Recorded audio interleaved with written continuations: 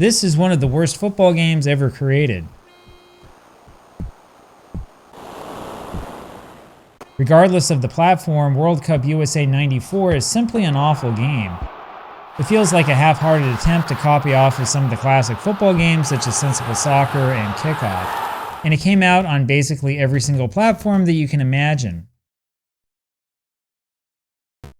And it's an absolute pain to play. Trust me, I've played every version of this. All of that self-flagellating aside, this game is actually surprisingly really bad. In fact, it's surprising in that I don't understand why the publisher, US Gold, was able to get this contract with FIFA in the first place. US Gold published every single port of this game. In fact, you can see its logo displayed prominently at the top of every cartridge. And that's interesting because US Gold wasn't necessarily known as being a creator of quality sports games. In fact, it seems that US Gold was kind of like Acclaim or LJN in that way. The company was focused on gathering up intellectual property and subcontracting those property games over to smaller programming companies to actually, make the games, program things, and so on. And in earlier years, US Gold also worked on porting over a whole bunch of games imported from the United States and from other countries. So, for example, Raid Over Moscow was an action game for the Commodore 64, originally published by Access Software in the United States. That's back in the days when gaming meant sticking one of these bad boys in your computer. US Gold wound up securing the rights to release the game in the United Kingdom, which is why its name is plastered on the cover here. And yes, this is back in the days when you could get computer games on tape. Well, we've come a long way, haven't we? Anyway, after originally working as a sort of parasitical company, one that would sort of stick its name on things that other companies had created, US Gold eventually started to get those agreements to certain intellectual property, and that included the 1986 World Cup. The 1986 World Cup was a major deal, as most of you know, and as some of you actually remember. Marketing was the name of the game in the 1980s, and there was a lot of money to potentially be made if you were able to get the right name and brand on your product. Plus, everybody loves the World Cup, right? Now, according to a book I found called The Story of US Gold, it seems that the company had a ton of different software projects going on at the same time. And so US Gold decided to figure out a way to farm out the actual programming of the 1986 World Cup game to another software developer in the UK. Now that might seem kind of odd to you, but that was actually sort of standard practice at the time. Like I said, this is what LJN and Acclaim used to do on the NES, and they made tens of millions of dollars doing just that. Anyway, the details are confusing, but what is clear is that the company got the license first without even considering how it would make the game. The company asked around, and it turned out that Arctic Computing was the only other company willing to work with them on making the football game. The advantage to working with Arctic Computing was that that company already had a football game out there. The idea was that US Gold would just stick the World Cup names and logos and so on over the game that already existed. Anyway, Arctic Computer's game was this game, simply titled World Cup and lacking any sort of license. And as you can see, this game also came out on tapes. Anyway, the plan was simply to take this relatively obscure game, to stick the actual World Cup teams and players and so on top of it, and then call it a day. And that's precisely what happened, and the results were simply awful. World Cup Carnival included all sorts of cool stuff, including like a patch and so on. This was back in the days when it was standard practice to include all sorts of extras with computer games. It's obvious that they spent a lot of time into making the packaging, and it's also clear that US Gold was proud of its product. The game, however, was worse than underwhelming. This was an abomination even for 1986, which is saying a lot. Zap 64 magazine gave it a very small review, which gives you an idea of what they thought about all of this. They called the game a pile of crap you could smell from a mile off. And amazingly, the overall score here was actually worse than the sum of its parts, only 11%.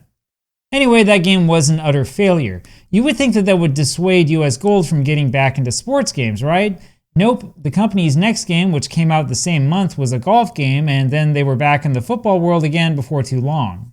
The official 1990 World Cup game was World Cup Italia 90, which came out on the Sega Master System and the Sega Mega Drive. This game offered a grand total of 8 players per side, which was pretty pathetic given the hardware that they were dealing with. Nevertheless, the game still cost £30 brand new, despite not even giving you 11 players per side. And once again, the official World Cup game was completely lambasted by the video game press. This game was so bad that Mega Magazine listed it as the 5th worst Mega Drive game in its initial issue in 1992. And this included a story of playing a scoreless match against an office mate only to discover that his control pad had been upside down the entire time. You see, it wasn't just US Gold that was okay with putting out a steaming pile of garbage in exchange for the official license. Tons of companies were doing the exact same thing. And so when you hear the angry video game nerd go after LJN, just remember that there were actually dozens of LJNs out there in those days. Anyway, US Gold came out with a game that year as well, Italy 1990. You can see the logo displayed prominently on the floppy disk. This time, Computer Gaming World was happy to lash out with the customary negative review. In particular, the magazine complained about the limited view, where only about 10% of the field was visible at any given time. Now keep that in mind because that's precisely what they did with the 1994 game. I mean, you would think that they would at least try to improve things over the course of 4 years, right? Nope, not here. Now, to be fair to US Gold, the actual programmers of that Italy 1990 game was a company called Tiertex Design Solutions. Like all these other companies, Tiertex was mostly known for porting games from one system to another as a subcontractor. For example, they did the Sega Master System version of Paperboy. You won't see Tiertex listed on the box, however, because it was subcontracted by Tengen, the company that actually owned the rights to the Paperboy name.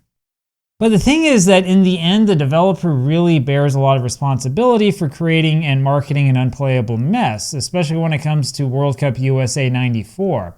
So even though the Italy 1990 game wasn't great, it did manage to sell. And then US Gold somehow managed to get the license for the 1994 World Cup despite the disaster that it had in 1986. And the result is this unplayable mess. This is an awful game regardless of the platform.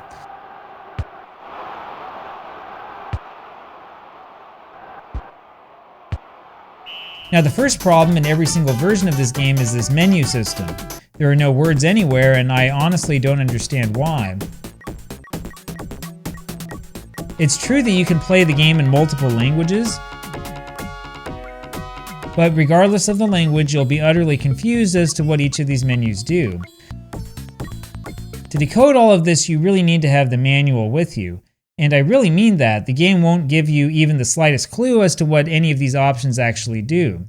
Some of the options listed here are kind of interesting, like being able to change your uniforms, formations, and so forth.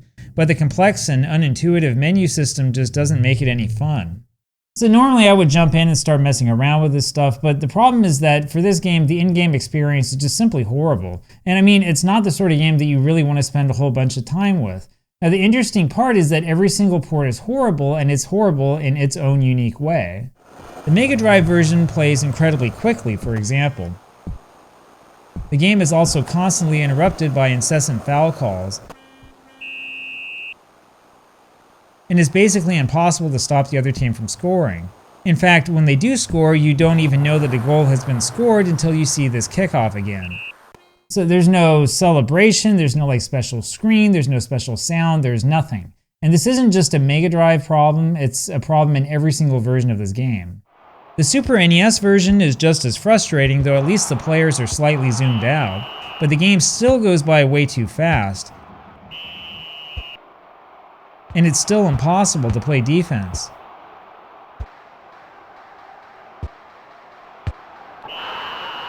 Anyway, this game only gets worse from there. The Mega CD version is probably the worst of all. I can't figure out how to make my free kick go forward. The Master System version is simply awful. And the Game Boy version is zoomed in so far that it's next to impossible to play. I would argue that the Game Gear version is actually the best port of this game. But even then, this is really, really bad.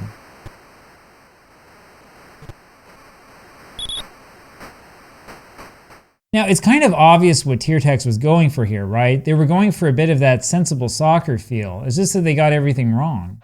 Sensible Soccer plays quickly, yes, and it offers that same overhead perspective.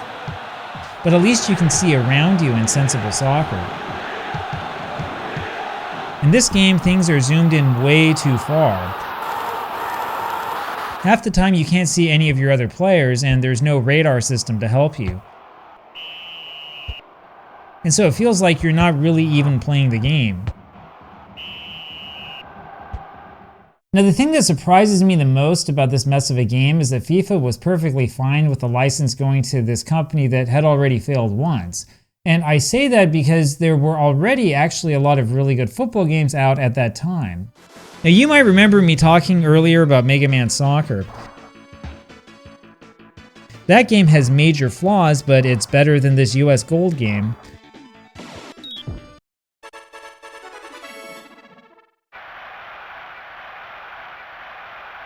But Capcom's Soccer Shootout on the Super Nintendo is a much better game. Surprisingly, there are actually words on the menu screen. And it's easy to see what's going on. This game's actually a lot of fun to play. So like, FIFA decided that it didn't want to work with a company like Capcom, you know, a company that was established, and instead it went after this parasite company like US Gold. Now, I don't know about you guys, but I've got to suspect that there was some funny business that was going on there behind the scenes. I mean, I don't know, maybe FIFA just didn't like Japanese companies? I don't know. Konami's early football games, like this arcade premium soccer game from 1992, are not necessarily that great, sure. But it would have been amazing to see a licensed Konami World Cup game in those days. And then you've got games like World Cup Striker by Rage Software. This also goes way too fast, sure, but at least you can see what's going on. And why in the world couldn't we have had an officially licensed version of something like Sensible Soccer? Why did we end up with this cheap knockoff instead? Anyway, that was pretty much the end of US Gold's connection with FIFA, thank goodness. But the interesting thing is, so FIFA had an agreement with EA Sports after that, and the rest of this is history. But there is a little known fact that Tiertex also made a lot of the handheld console ports of EA Sports games like FIFA 97. Anyway, all of that is another story for another day.